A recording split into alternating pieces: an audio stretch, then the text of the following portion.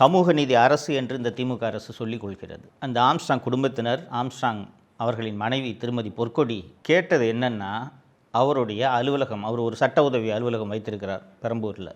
அந்த அலுவலகத்திற்கு பக்கத்திலேயே திரு ஆம்ஸ்ட்ராங் அவர்களை புதைக்க வேண்டும் என்று ஒரு கோரிக்கை வைத்தார்கள். தமிழக அரசு மிக கடுமையாக அதை மறுத்ததோடு அல்லாமல், அங்கிருந்து 30 கிலோமீட்டர் தள்ளி திருவள்ளூர் மாவட்டத்தில் அது ஒரு பெரிய இடுக்கு, அங்கே அந்த முதலாண்டு நினைவு இடத்துக்கு போகிறதுக்கு அவ்வளோ கஷ்டப்பட்டோம். அந்த இடத்தில் தான் திரு ஆம்ஸ்ட்ராங் அவர்களை புதைக்க வேண்டும் என்று தமிழக அரசு உத்தரவிட்டு அங்கே தான் புதைக்கப்பட்டார்.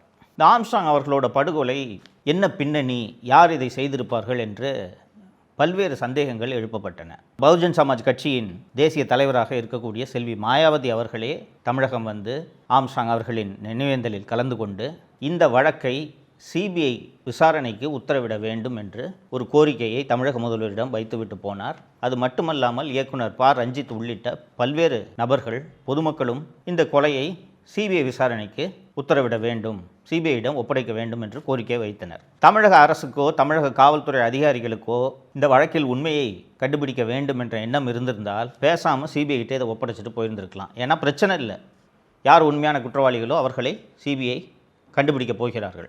ஆனால் நடந்தது, அதற்கு பிறகு நடந்த பல்வேறு சம்பவங்களை நீங்கள் தொடர்ச்சியாக பார்த்தால் இந்த வழக்கில் இருக்கக்கூடிய உண்மை குற்றவாளிகளை தப்பிக்க வைக்க வேண்டும் என்பதற்காகவே இந்த வழக்கின் புலன் விசாரணை நடைபெற்று வருகிறது என்று பல்வேறு சம்பவங்கள் நமக்கு உணர்த்துகின்றன.